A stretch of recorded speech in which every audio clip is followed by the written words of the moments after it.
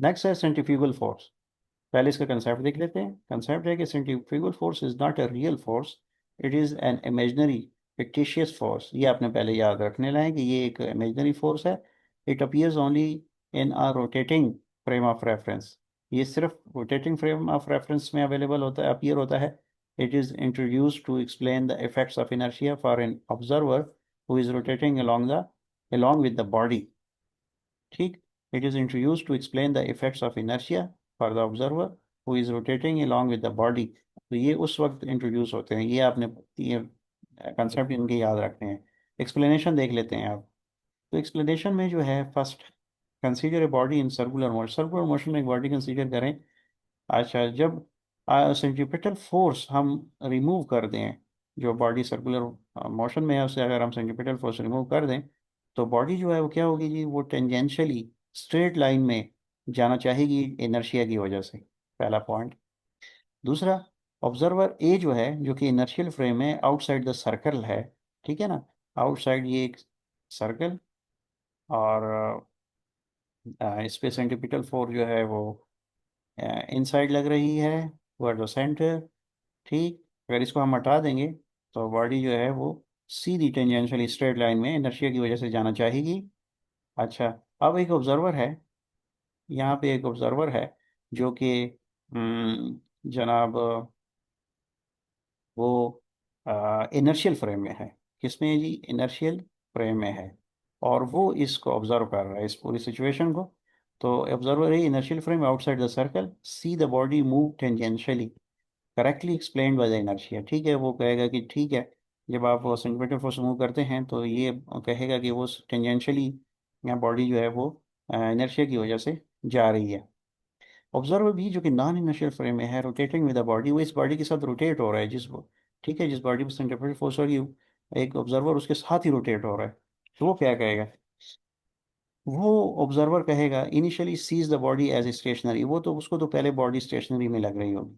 दूसरा, when release the body appears to be thrown outwards along the radius. तो दूसरा ये कि when release the body appears to be thrown outwards along the radius.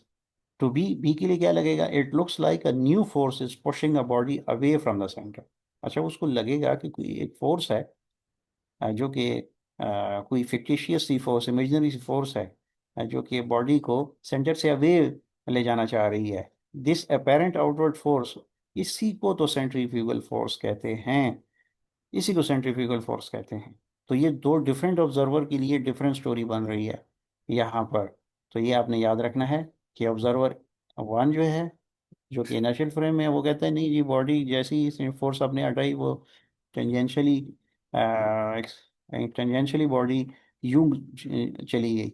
लेकिन observer B को ऐसा नहीं लगा, जो कि नॉन इनर्शियल फ्रेम में है और रोटेट और बॉडी के साथ रोटेट भी हो रहा है। ठीक है। तो उसको एक और फोर्स नजर आई, महसूस होगी, उसको लगेगा कोई फोर्स है जो बॉडी को सेंटर से अवे ले जाना चाह रहा है।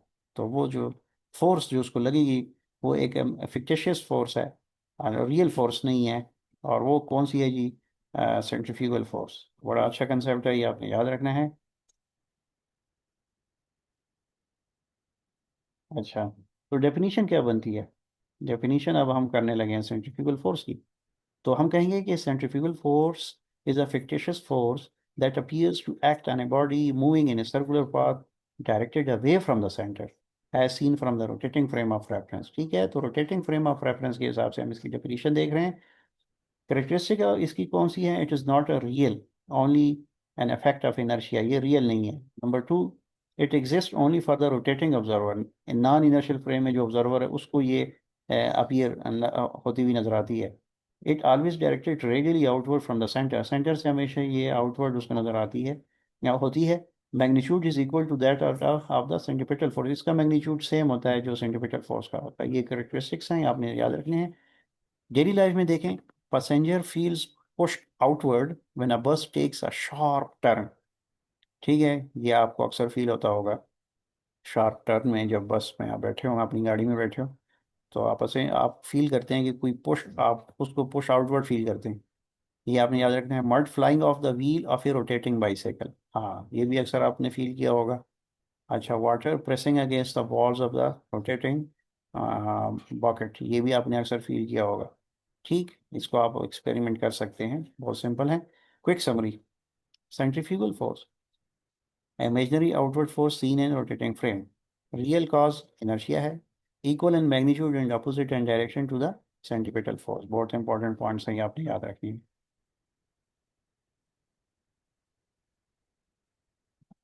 एमसीक्यू देख लेते हैं। पहला एमसीक्यू है, a stone tied to a string is wired in a horizontal circle।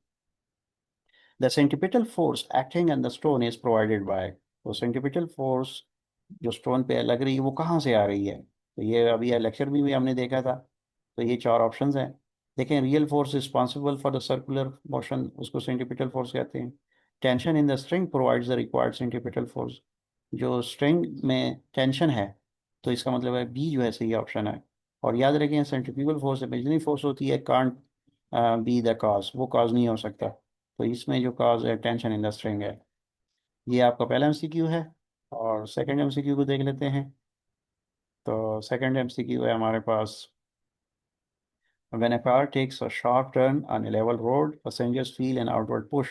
This outward push is due to the, हाँ, passenger tends to continue in a straight line due to inertia। Passenger चाह रहा था कि straight line में रहे inertia की वजह से, लेकिन कार जब टर्न्स लेती है, पैसेंजर चूंकि नॉन इनर्शियल फ्रेम में होता है, वो आउटवर्ड सेंट्रीफ्यूगल फोर्स फील करता है। ठीक है। तो ये आपने याद रखना है। तो इसका इनर्शिया ऑफ द पैसेंजर जो है, ये ऑप्शन है। ठीक। अच्छा, तो नेक्स्ट पे चलते हैं।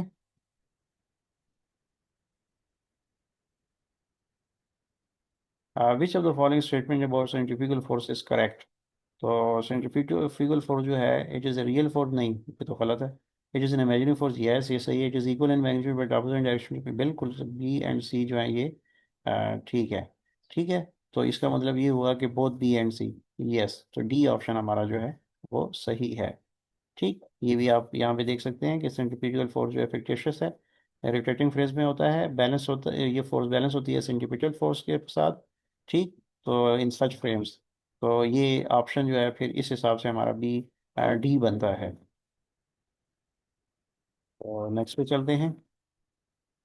नेक्स्ट हमारा, if centripetal force acting in a body in circular motion suddenly vanishes the body will, हाँ, एकदम से सर्कुलर ये है ना, तो एफ जो है वो हम हटा दें, क्योंकि सेंटर की तरफ फोर्स है। अगर इस फोर्स को हम सडनली हटा दें तो क्या होगा जी? एक सडनली हटाने से ये बॉडी जो है वो स्ट्रेट टेंजेंशंट स्ट्रेट लाइन में जाना चाहिए, move tangentially to the circle. तो ये इसमें इसमें जो सही ऑप्शन है वो सही सी है। तो ये आप इस तरह से सही ऑप्शन पिक कर सकते हैं। 5, सेंट्रीपिटल फोर्स ऑलवेज एक्ट्स, हाँ ये बहुत आसान है, toward the centre of the circle. तो क्योंकि ये सेंटर सीकिंग, सेंट्रीपिटल का मतलब ही है सेंटर सीकिंग। तो centre of the circle, B option जो है ये सही है।